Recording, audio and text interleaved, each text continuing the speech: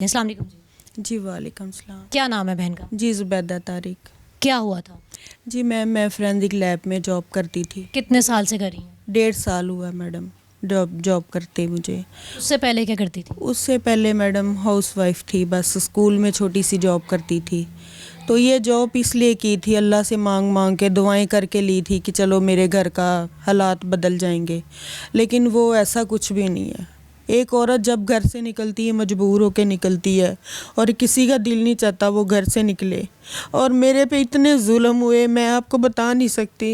मैंने बड़ी दफ़ा डी साहब से भी बताया, एडमिन डायरेक्टर को भी बताया कि मेरे साथ सुपरवाइज़र जुल्म करता है और मुझे हरासमेंट करता है। इन्होंने मेरी कोई सुनी नहीं। मैडम फौजिया है वहाँ पे, वो आगे बैठ जाती थी जब मैं शिकायत लेके जाती थी, एडी को बताती थी। फिर कहते हैं आपने किसको बताया, किसको? मैंने कहा सर सबको बताया, सबके सामने है मेरे जुल्म हो रहे हैं। 3 महीने मैंने बाहर सड़कों पे, रोडों पे, पार्किंग में 3-3 बंदों का मेरे से काम लिया, और मुझे 2 महीने का हम्बल था। मैंने इसको कहा था मैंने वज़न नहीं उठाना, तो इसने कहा कि नहीं आप नहीं उठाना है, और इसकी वजह से मेरा मिसकैरेज भी हो गया। और मैंने इसको बताया भी कि मुझे छुट्टियां चाहिए, डॉक्टर ने छुट्टियां लिख के दी थी जब मिसकैरेज हुआ है। फिर तबीयत भी मेरी पीएफ ऐसे में ही ख़राब हुई है। इन्होंने खुद कॉल की है मेरे हस्बैंड को, सुपरवाइज़र ने, कि आके अपनी बीवी को ले जाएं, इसकी तबीयत ख़राब हुई है। दूसरे दिन मैं डॉक्टर पे गई, उन्होंने कहा बीबी आपका हम्बल ज़ाया हो गया, अब दोबारा आप रेस्ट करें और मेडिसन वगैरह खाएं। और मैडम मैंने बहुत कुछ, मैंने एप्लीकेशन थाने में दी है, मेरी कहीं सुनाई नहीं है, कहीं भी कोई दायरा नहीं छोड़ा जिधर नहीं एप्लीकेशन। आपने कहा कि सुपरवाइज़र जुल्म करता था, ज़रा बताइएगा क्या काम करवाते थे? काम मैडम मर्दों वाला भी मेरे से कराता था, और जैसे कि? अभी जैसे वज़न उठाने, बड़े झाड़ू सड़कों पे लगाने, सारा करना। आपने दरख्वास्त की थी कि आप नहीं करना चाहते? जी मैंने कहा था कि सर मेरे से काम थोड़ा सा अंदर, ऑफिस में मेरी तो ड्यूटी होती थी, लेकिन उसने कहा कि मैडम फौजिया ने कहा है कि इस पे इतना जुल्म ये करो। मैडम फौजिया कौन थी? ये सेक्रेटरी है। अच्छा। तो इन्होंने ये कहा था कि इतना जुल्म करो कि खुद रिजाइन दे के चली गई जाए, लेकिन मैं अपने ये बच्चों, बात किसने बताई आपको? ये सुपरवाइज़र ने भी कहा था कि मुझे मैडम ने कहा है कि इसके ऊपर जुल्म करो।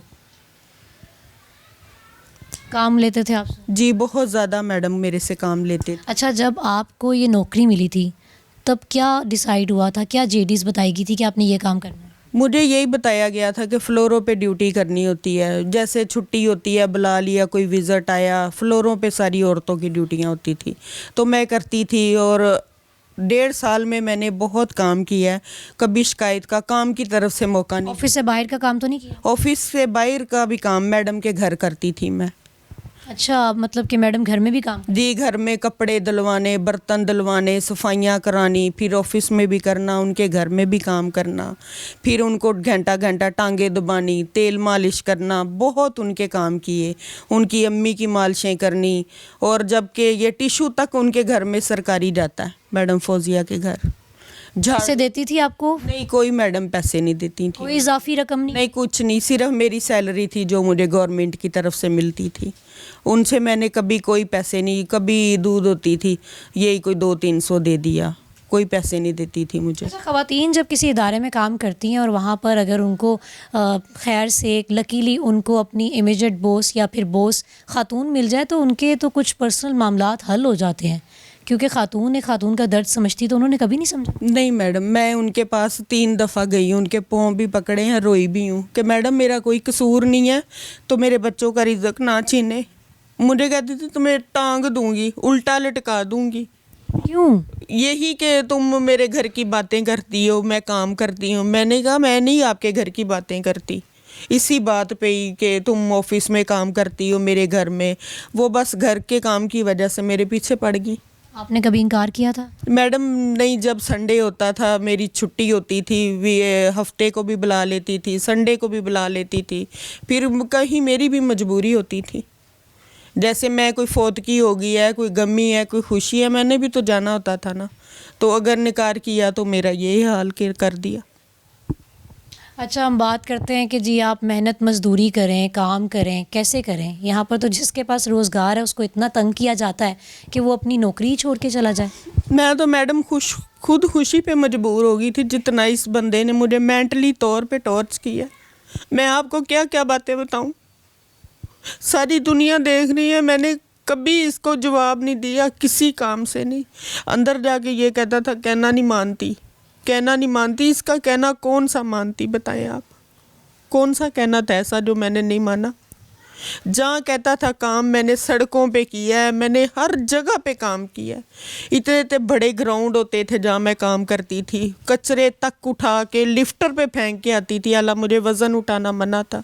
मैंने अपनी ज़िंदगी का नहीं सोचा, मैंने ये सोचा कि मेरे बच्चे हैं, मेरा रिज़्क लगा हुआ है। अब इससे ऊपर मैं क्या करती, बताएं आप। मैंने अपील की है, डीजी साहब को अपील की है, एडमिन डायरेक्टर को की है। एडमिन डायरेक्टर साहब को मैंने बताया कि मेरे हस्बैंड मेन मजदूरी करते हैं, आपको नहीं पता गरीब का चूल्हा कैसे जलता है, मेहनत करने से जलता है। अच्छा, ये वो इदारा है जो अगर आपके थानों में केसेस हल नहीं होते, इवन कि आपके कोई हेल्थ से रिलेटेड है, किसी भी डिपार्टमेंट से रिलेटेड, और लास्टली इधर आते हैं, अब इनका मसला कैसे हल किया जाए, उनकी एप्लीकेशन कहीं एक्सेप्ट नहीं की जाए? कहीं भी नहीं मैडम, थाने में नहीं, कहीं भी नहीं। वो बंदा कहता है मैं जो मर्जी कर लो, मेरे साथ दारा है, तो मेरा कुछ नहीं हो सकता। उस बंदे को किसी ने एक दफ़ा नहीं, फ़ौरन धमकी चेहरे पे। जी मैं आपको एप्लीकेशन दिखा देती हूँ जो मैंने एडमिन डायरेक्टर साहब को दी है। इस बंदे ने मुझे ये कहा कि मेरा, उसका तो बंदे का घर भी अपना है, कुछ भी नहीं है, उसकी जॉब भी लगी है, मेरे तो बच्चों का रिज़्क भी छीन लिया इन लोगों ने, जबकि मेरा कोई कसूर नहीं है। मेरा क्या मुकाबला है इनसे, मैं एक गरीब औरत हूँ, मेरा तो इनसे कोई नहीं है। कितनी देर होगी ना जाते हुए? अपना है, मुझे 3 महीने हो गए हैं टर्मिनेट किया। टर्मिनेट करना था तो तब करते ना। क्या रीज़न रख के टर्मिनेट किया है? ये कि आपकी छुट्टियों की तला नहीं है। मैं आप देती थी? जी, मैं, मेरे हस्बैंड बाय हैंड जाके मेडिकल दे के आए हैं इनको कि मेरी बीवी की तबीयत ख़राब है, जबकि तबीयत भी मेरी इनके सामने ख़राब हुई है। सारे कलीग्स को पता है कि इनकी तबीयत ख़राब है। ये भी नहीं मानते हो? ये भी नहीं मानते। किस चीज़ को मानते हैं, बताएं। अच्छा, मुझे आप सबसे पहले तो ये बताएं कि एग्जैक्टली उस दिन क्या हुआ था? उस दिन ये हुआ था, 2 तोड़े थे भरे हुए थे शीशे की बोतलें, जो हम वेस्ट करते हैं शराब, जो पुलिस वाले टेस्ट के लिए लेके आते हैं। तो वो मैंने कहा सर मुझे ना किसी आदमी को साथ लगा दे, मैंने वज़न नहीं उठाना, आपको पता है मुझे मना है। कहते हैं नहीं, कोई बंदा कहना नहीं मानता, ना तुम्हारा कोई मानेगा। मैंने कहा क्यों सर? कहते हैं नहीं मैडम, फौजिया ने मना किया हुआ है, तुम खुद ऊपर जाओ तो खुद रख के आओ। वो मैंने ऐसे तोड़े घसीटे ऊपर फर्स्ट फ्लोर से लेके 3rd पे लेके गई हूँ। तो वहीं पे मुझे पेन स्टार्ट हो गई है, तो वहीं पे फिर मैं वॉशरूम में गई हूँ। ज़्यादा मैडम मैं अब क्या कहूँ, मुझे तो शर्म आती है ये बात करते। तो आपने खुद के साथ ऐसा जुल्म कैसे कर लिया? मैडम मैं क्या करती, कहता था कि ये नहीं ना काम किया तो छुट्टी बंद, छुट्टी नहीं मिलेगी, आज इधर ही रहोगे, जब तक ये काम नहीं होगा छुट्टी नहीं मिलेगी आपको।